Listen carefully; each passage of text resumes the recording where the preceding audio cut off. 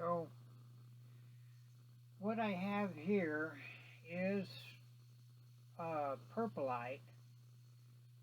This is American Purpurite, and this specifically it comes from Colorado.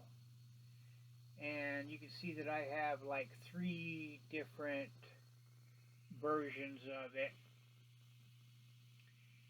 And I'm not sure, but I think to really be Purpurite, you can see right there that this is on quartz. This is on a quartz. So when I first found it, I thought it was on a calcite. But the more that I look at it and stuff, the more I find that it is quartz crystal. So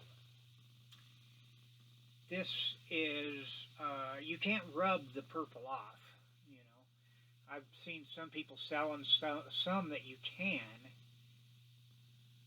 And I'm going to throw up another piece here. Let me see what I got here.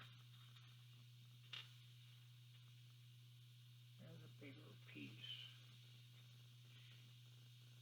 You can see that, you know, it's heavily oxidized with this deep purple color. And the thing about this is, under the right situation, it gets a little translucent. And these are straight out of the ground. These haven't even been washed. But I want you to see what it looks like when it comes right out of the ground. I do have some soaking in some vinegar, and I'll show you what that's all about later, but this is what I'm finding right now.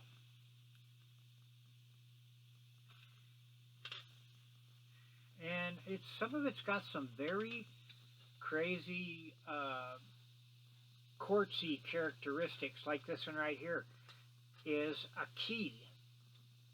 And you'll notice on here that there are some very small, see if I can get them. Maybe I want to try to go down.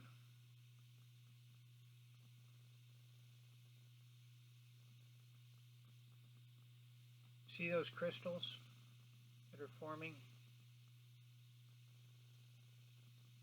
Wait a minute. This is not easy to do, folks. It's quite the trick.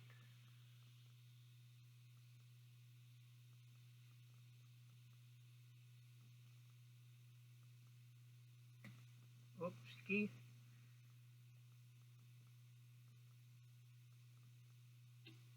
Okay. Now that's probably where we want to be, is somewhere in this range to scan this dude. And I think right here you can see some of those little crystals, and over here you can see them even bigger.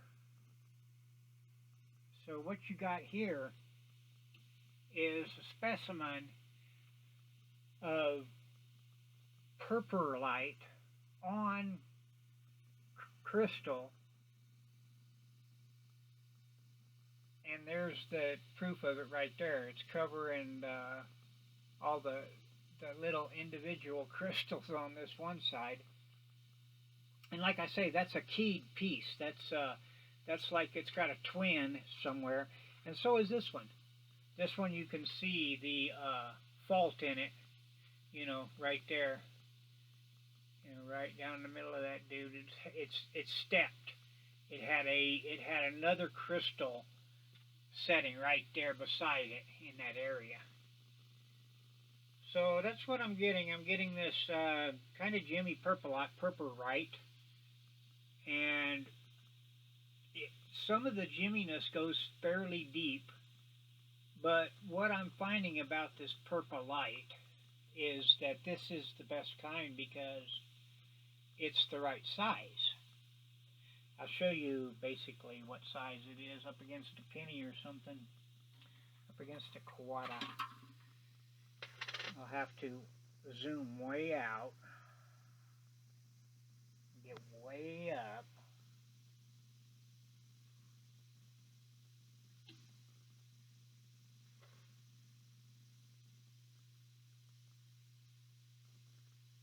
so that's a quarter. Whoopski.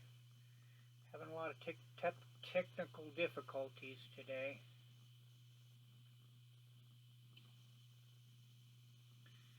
I'm not sure where I want to be on this. I think a higher. And hit the adjustment. Whoops. I really would like to find one of these that you can completely control electronically. There's a nice picture of George. Okay. And then we're going to stack some of this stuff up on George. There we go. There we go now. There it is. You can see the coloration. Those are about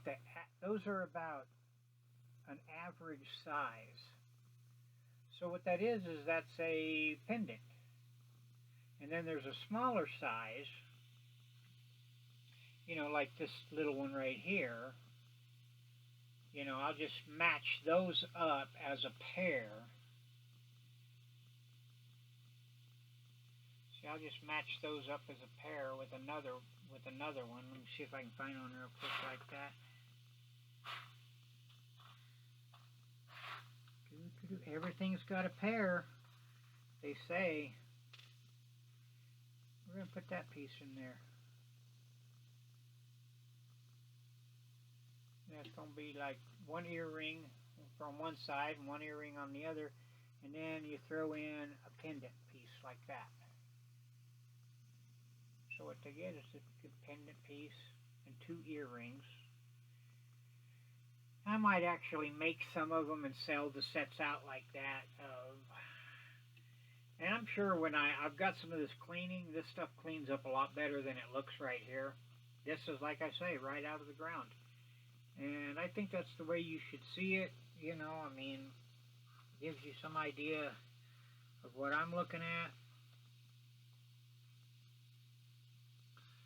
But yeah, see, look at the aftergrowth right there on some of these things. It actually gets like a little amethyst crystal or something like that.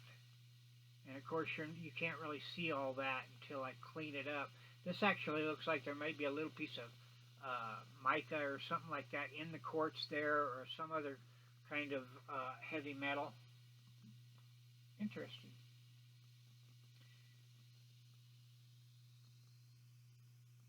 See that there? See if we can get a little better. It could just be one of these little crystals that it makes that's jimmier. Yeah, I think that's what it is. I can't really see it. It's too shiny.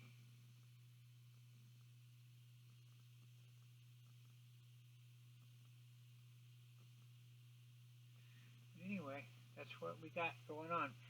I got quite a bit of this stuff, so I'm going to try to figure out something to do with it. Definitely has its appeal when you see it like buffed up and stuff. And what I see selling on the internet is, you know, it's like a piece like this right here goes for about $8. I figure I'll give them a set of jewelry, a necklace and 2 earrings for $10. Yeah, that's how I figure to market it. Unless I make it myself, and then I'll put it on gold backs and stuff like that and charge some money for it. There's pretty cool stuff. I mean, look at that. That looks like a little druzy pocket of quartz amethyst or something like that. That actually looks like a little pocket of amethyst on quartz on this purpurite. I mean, it's small. You can see it right there in the center. Let me see if I can figure out how. Whoopsie. This one may be interesting enough to go down on here.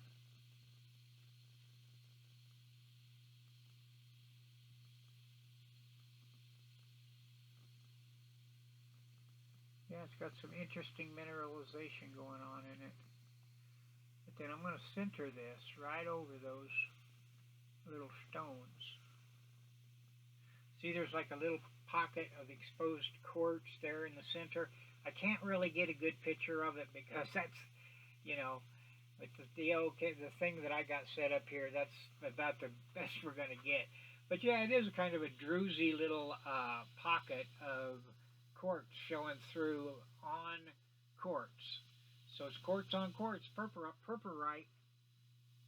Bam.